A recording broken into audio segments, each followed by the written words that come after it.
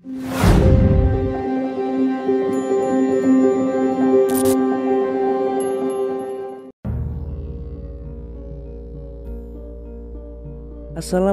warahmatullahi wabarakatuh. Kembali lagi di channel Nasihat Kehidupan Misteri.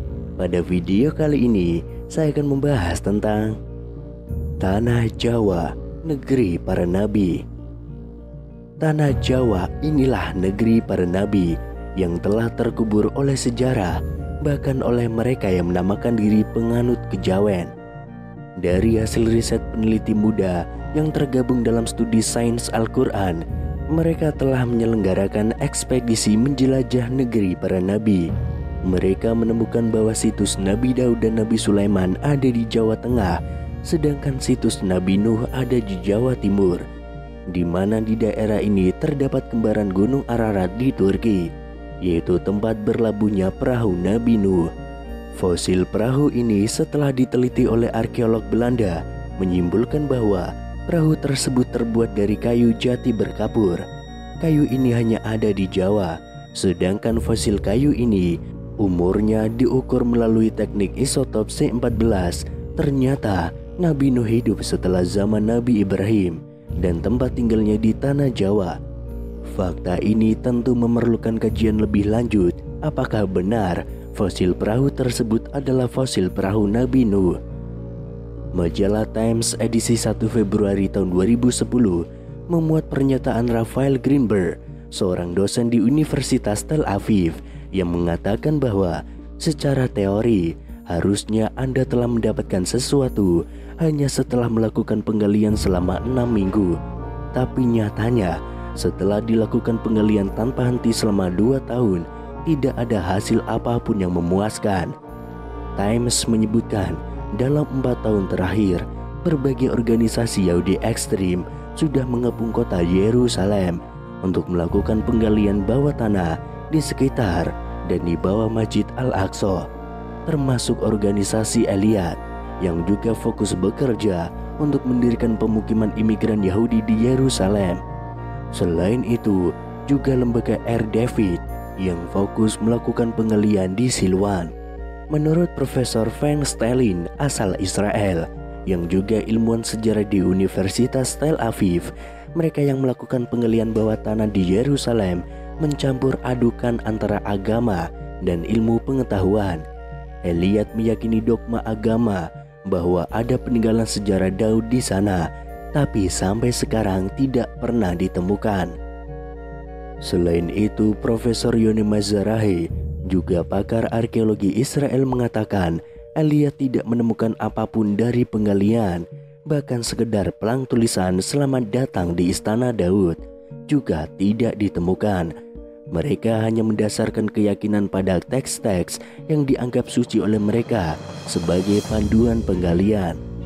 Dari fakta-fakta ini, bisa saja kita simpulkan bahwa Bani Jawa atau suku-suku di Nusantara ini adalah Bani Israel yang tetap beriman kepada Nabi Musa dan mendiami tanah yang dijanjikan atau The Promised Land, yaitu benua Atlantis yang sekarang disebut Indonesia. Sedangkan Bani Israel yang berdiaspora ke seluruh dunia adalah mereka yang dikutuk oleh Allah karena mendustakan Nabi Musa alaihissalam. Adapun Bani Israel yang sekarang menjajah Palestina sebenarnya Yahudi produk rekayasa.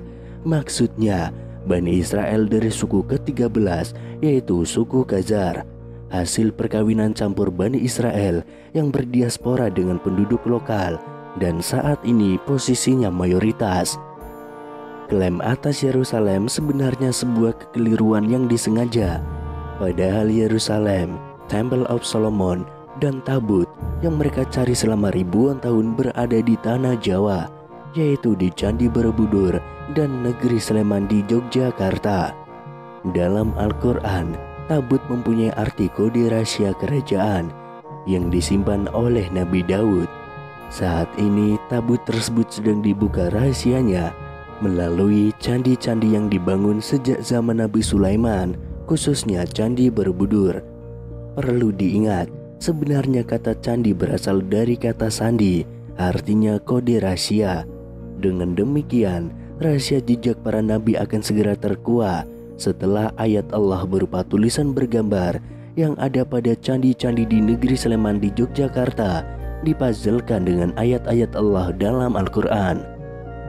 Sebagian besar umat Islam saat ini terkecoh oleh keyakinan bahwa Palestina adalah negeri yang diberkahi dan Yerusalem adalah kota suci Islam ketiga setelah Mekah dan Madinah.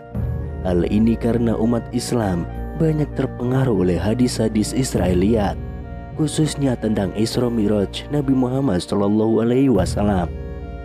Perlu ekstra hati-hati dalam mengutip hadis tentang Isra Mi'raj karena sebagian besar hadis palsu dan dibuat oleh kaum munafik dari kalangan Bani Israel.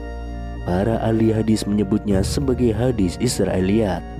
Karena hadis-hadis inilah umat Islam di luar Palestina terseret dalam permusuhan dengan Israel dan menjadikan Yerusalem sebagai kota suci ketiga umat Islam. Padahal waktu Kanjeng Nabi Isra Mi'raj, apa yang disebut Masjidil Aqsa sebenarnya adalah gereja. Waktu itu Yerusalem masih dikuasai Roma. Kalau waktu itu dikatakan Nabi menjadi imam sholat berjamaah dengan para nabi, pertanyaannya adalah sholat apakah gerangan?